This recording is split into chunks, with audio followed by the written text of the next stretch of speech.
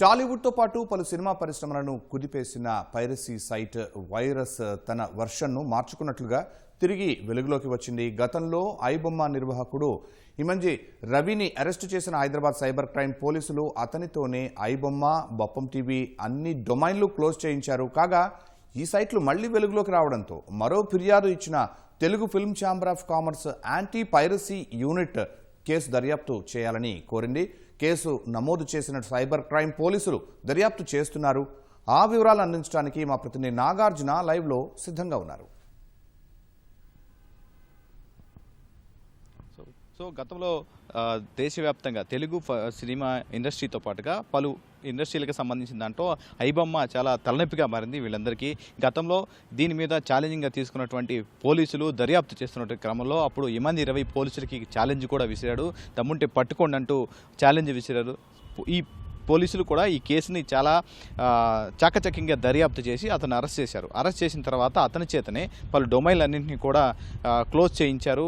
అతని వద్ద ఉన్నటువంటి హార్డ్ డిస్క్లో ఉన్నటువంటి డేటా అంతా కూడా క్రాష్ చేయించారు. సో అనంతరం కొన్ని రోజుల పాటు ఐబొమ్మ అండ్ బొప్పం టీవీలు సైలెంట్గా ఉన్నాయి. అంటే డొమైన్లో ఎక్కడ కూడా వెబ్సైట్లో మన గూగుల్లో వెతికినప్పుడు ఎక్కడా కనిపించలేదు. కానీ కొన్ని రోజులుగా బొప్పం టీవీ దాంతోపాటుగా ఐబొమ్మకి సంబంధించినటువంటి వెబ్సైట్లు అందులో కనిపిస్తున్నాయి. రీసెంట్గా రిలీజ్ అయినటువంటి సినిమాలన్నింటి కూడా అందులో కనిపిస్తున్నాయి. తెలుగు, తమిళ్, హిందీ, మలయాళం భాషల్లో అన్నీ కూడా సినిమాలు అందులో ఉన్నాయి. విచిత్రం ఏమిటంటే గతంలో ఉన్నటువంటి బొప్పం టీవీకి ఇప్పుడు ఉన్నటువంటి దానికి చాలా డిఫరెన్స్ కనిపిస్తుంది. ఎందుకంటే చాలా ఓటీటీ ప్లాట్ఫామ్ని చాలా ప్రీమియం కంటెంట్తో ఉన్నట్టుగా ఆ వెబ్సైట్ని క్రియేట్ చేశారు. రెగ్యులర్గా మనం ఐబొమ్మ రవి అరెస్ట్ అయిన తర్వాత, ఇమంది రవి అరెస్ట్ అయిన తర్వాత ఆ బొప్పం టీవీలు కొన్ని వీటికి సంబంధించినటువంటి మీమ్స్ కొన్ని వచ్చాయి.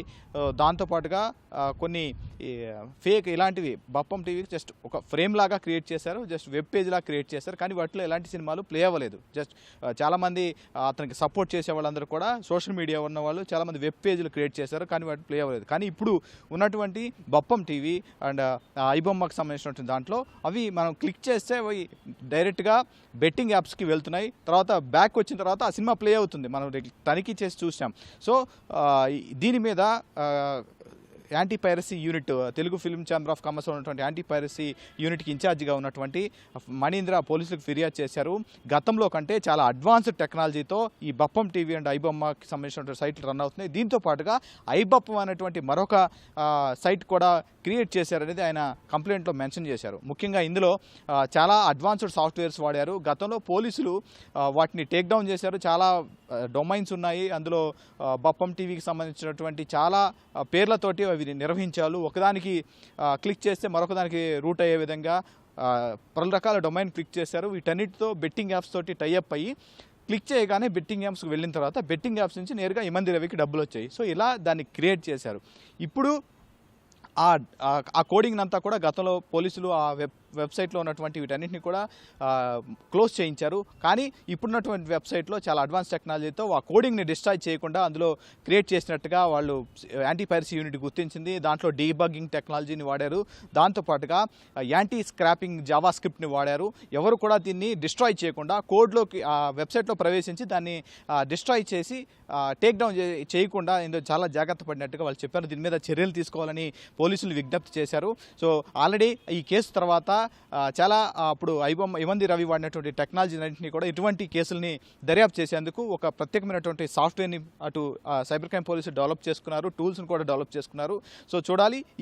దీనికి సంబంధించిన కేసులో ఆల్రెడీ ఒక టీం పనిచేస్తుందని పోలీసులు చెప్పారు. సో ఆల్రెడీ కేసు నమోదైన దగ్గర నుంచి కూడా ఈ సర్వర్ల మీద దాదాపు ఒక టీంని ఏర్పాటు చేసి ఎక్కడెక్కడి నుంచి ఆపరేట్ అవుతున్నారు గుర్తించగా ఇవన్నీ విదేశాల నుంచి ఆపరేట్ అవుతున్నాయి. ఆల్రెడీ ఇమంది రవి అరెస్ట్ అయ్యాడు. బెయిల్పై విడుదలైన తర్వాత రెగ్యులర్గా ఆయన పోలీస్ స్టేషన్కి వచ్చి సంతకం పెట్టి వెళ్తున్నాడు. అతనికి ఫోన్ కానీ ఇంటర్నెట్ కానీ సదుపాయం ఉండొద్దని కొన్ని రిస్ట్రిక్షన్స్ కూడా కోర్టు ఉన్నాయి. సో అయినా కానీ ఇటువంటి రావడం పట్ల అటు సినిమా ఇండస్ట్రీ తీవ్ర ఆందోళనకు గురవుతుంది. ఈ ఆందోళనతోనే వెంటనే ఫిర్యాదు చేశారు. దీని మీద చర్యలు తీసుకోవాలని కోరారు. ప్రస్తుతానికైతే హైదరాబాద్ సైబర్ క్రైమ్ పోలీసులు ఒక టీంని ఏర్పాటు చేసి రన్ చేస్తున్నారు. సో దీన్ని ఎలా విధంగా అయినా క్లోజ్ చేయాలని చెప్పేసి ఆయన విజ్ఞప్తి చేయడం జరిగింది.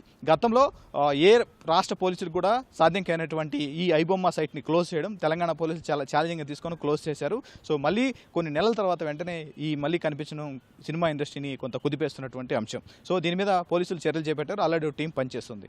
ఓటు